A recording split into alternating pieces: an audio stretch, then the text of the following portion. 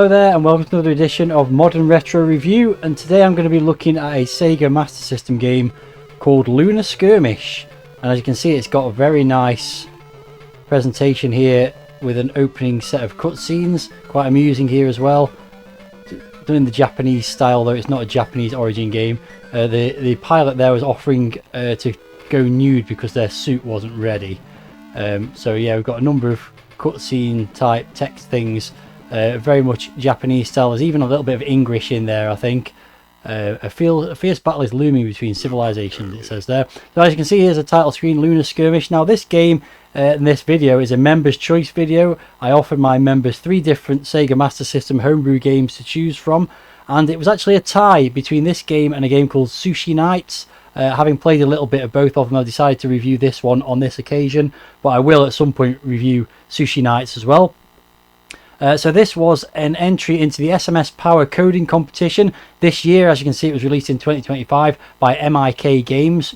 It was also a user known as eRuiz200, I think that is. No, sorry, eRuiz00 on the SMS Power forums. He's from Spain, and yeah, this was an entry into that coding competition. It came second. And it's available as a free download from SMS Power. I'll put a link in the pinned comment as I always do. So as you probably already guessed, it is a shooter. Very nice presentation. This is, from what I've seen so far, one of the best homebrew games, certainly for the Master System, that I've played. So let's take a look at the options first and foremost. So you can see there's a number of stages to choose from, and you can start on any of those levels if you wish to. I'm going to start at the beginning. Which is alunization, I think that says. Number of lives, or lives as we might say in this country. You can have unlimited, or you can go down to 1. I'm going to go with 5 because from what I've played so far and a test run, it's a pretty tough game. Level is easy or hard. I'm going to stick with easy. And as a classic sort of style thing for more Mega Drive than Master System, but probably also Master System games, you can play some of the tunes from the levels.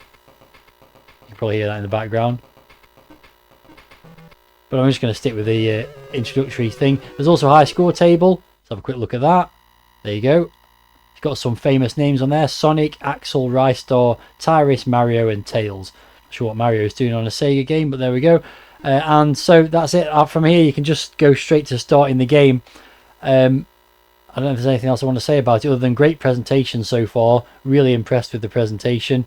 Let's just get started, I think. Oh yeah, the one thing I was going to mention is apologies if you can hear a buzz in the background.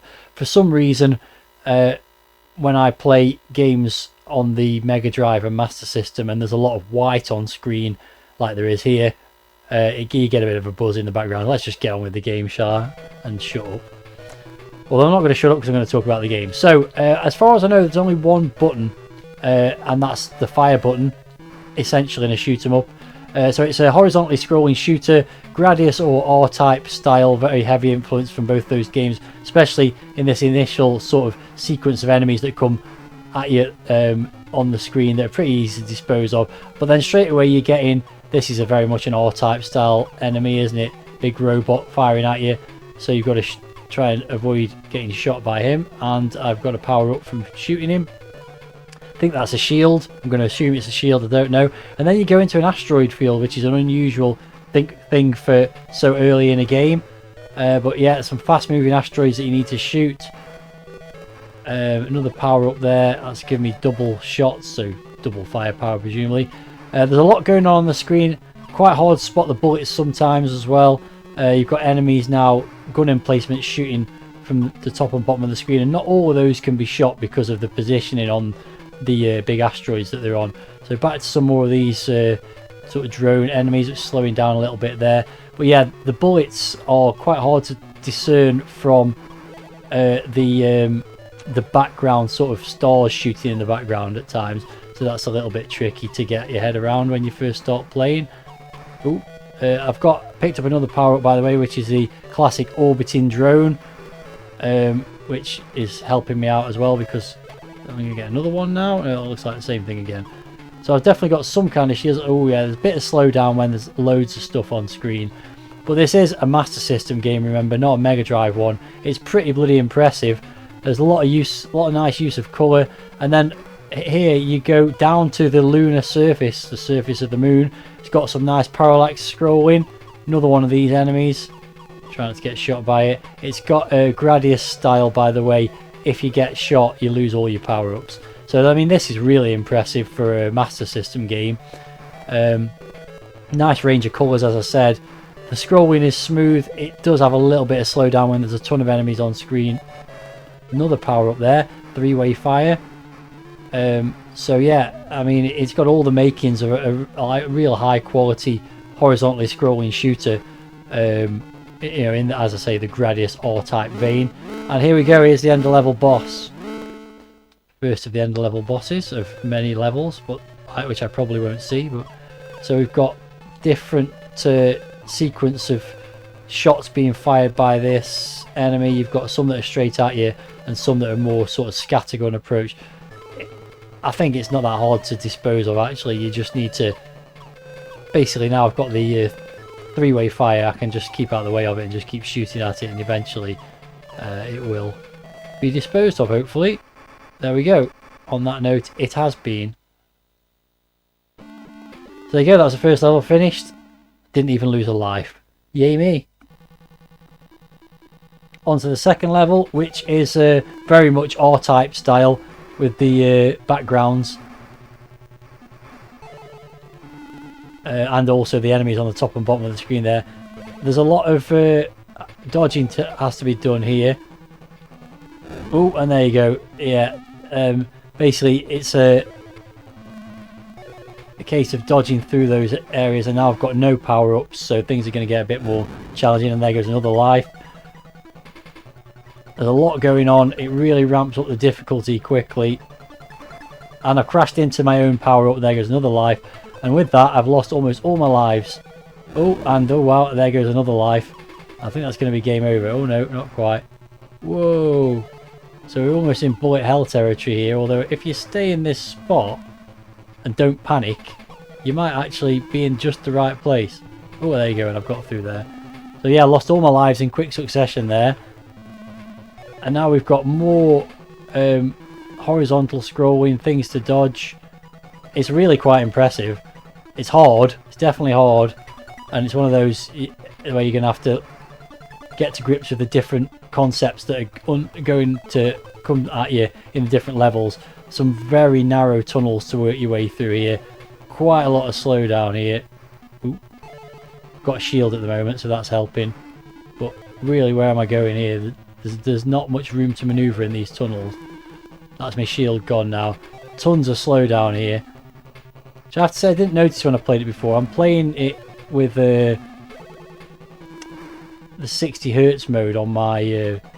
oh, and there we go. That was crap, wasn't it? I crashed into some scenery.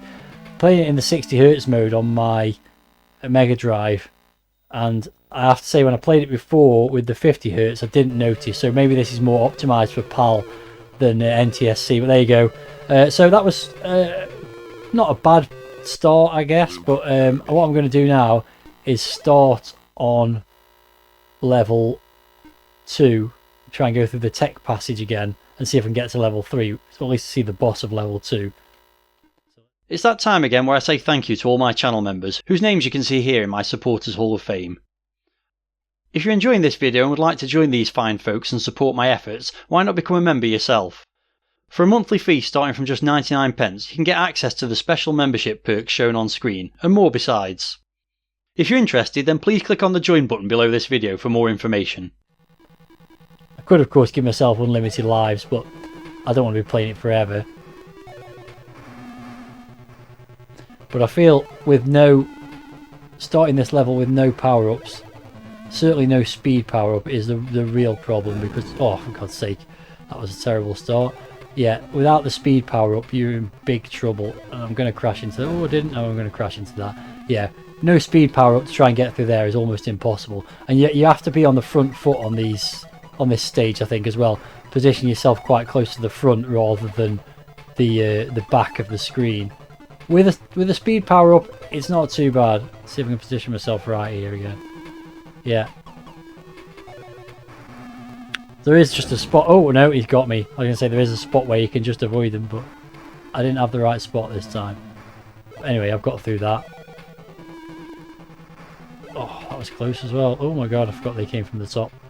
So I've got some shields now, so that might help. But again, I think being quite far down the screen here and just reacting quickly is probably the best way to go. Oh, down to my last shield now. So there's just no way of being able to shoot those because they're in a position where you can't shoot at them.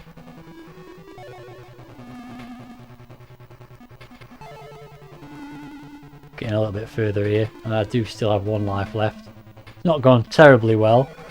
Oh, there's another chance of getting shot there. Yeah, so I need to work my way through these things, but you've got to be... Oh, didn't know that was coming. Yeah, so you've now got to get through these lasers. Speed power up at least. We're going to go forwards again into more gun turrets. So yeah, I think the best approach... Oh, I can say the best approach is to just be really far forward, but then I crashed into the scenery. So I've probably seen enough of that level, though I suspect I was getting quite close to the end. So let's just have a quick look at one of the later levels. As you can see, it's pretty tough, and of course you do have the option, as I've said, to play with unlimited lives that gets you around the difficulty, but that's not a huge amount of fun, is it? So let's move on to Bionic Wrath. Let's give that a go. What I haven't checked is whether the other fight... Oh, well, we're straight into Gradius territory here, aren't we? What I haven't checked is whether the other fire button does anything when I've got any power-ups. I'm just assuming it doesn't, but maybe it sent the orbs off or whatever. Oh, okay, so we're definitely a mixture of... oh, God, it's just so slow when you've got no speed power-up. Mixture of R-Type and Gradius style scenery here. Really nicely done again, really colourful. Yeah, looks really good. But yeah, the game is rock hard, as befits a shoot 'em up, and I've had no power-ups. Oh, there's one. I say I've had no power-ups so far. But yeah, it's got that Japanese... Oh, for God's sake. Japanese shoot 'em up difficulty to a T. Yeah. With no power-ups, you are absolutely stuffed at making any progress. But there we go. Lots of slowdown again. So yeah, I'd probably say this needs to be played in PAL mode to make the most of it. It seems to be struggling in my NTSC mode. I thought it might be better to play it in that mode, but it seems not, based on the slowdown, which, as I say, I didn't notice when I was playing it on a quick test. Oh, I've hit the scenery more than been hit by enemies, I think, there. Okay, since that didn't last very long, let's have another quick look at one of the other levels. Got a bit of speech, by the way, on the title screen there. I haven't really talked too much about the graphics and sound, other than you can see they're really nice. Let's have a look at Void Warfare, which I'm sure is going to be even harder. So it's got at least 5 stages. I think there's 6 actually. I think the last one's the final battle. Well, this looks just like the first level now, but not for long. And there goes the life already. Oh, I mean, I really am just flying into stuff. I'm not even doing well here. I'm sort of notoriously terrible at shoot 'em ups when I'm doing these reviews and talking over them at the same time. Oh, yeah, that was just too much slowdown then. But here we seem to be on like a... Oh, yeah, again, we've got the multi-directional scrolling as it moves you down into another area, and then you'll scroll horizontally again. So I mean, that's a really nice touch as well. It's really well thought out. The graphics are fantastic. Music's nice. Oh, something shot me. No score on the screen, which I think is quite a common thing with Master System games, actually. Oh, should have guessed that was going to happen. I'm gonna have another quick go at that. I think that's that we're talking giant spaceship level there. I think like level 3 of R-Type. Lunar Skirmish. Let's just have a look at one other level. Why not? Oh, there's loads. Look, there's 8 levels. Let's have a look at the final battle, just to round things off. Oh, what have we got here? Oh, wow, okay. I'm sure this is going to go well. No, it's not. Oh, and then it changes. Oh wow. So yeah, we've got bullet hell, we've got like a big Medusa head. Where am I? I don't even know what I'm supposed to shoot at. Yeah, I mean, no chance. No chance with no power-ups. I can't even get out of the way of it. But nice grid style sort of 3D-ish effect there. Enemy with different kinds of attacks, all of which are killing me. And there we go, that's game over again. So on that note, I think I'll call a close on this. Clearly it's a really nice, well-programmed, well-polished game. I'd probably go back and play it again at the 50 hertz and see if it's not got the slowdown as much. But I mean, presentation wise it's fantastic, graphics and sound brilliant. It really is a commercial quality game, probably better than commercial quality for the Master System as it was in its normal life before it came to a commercial end.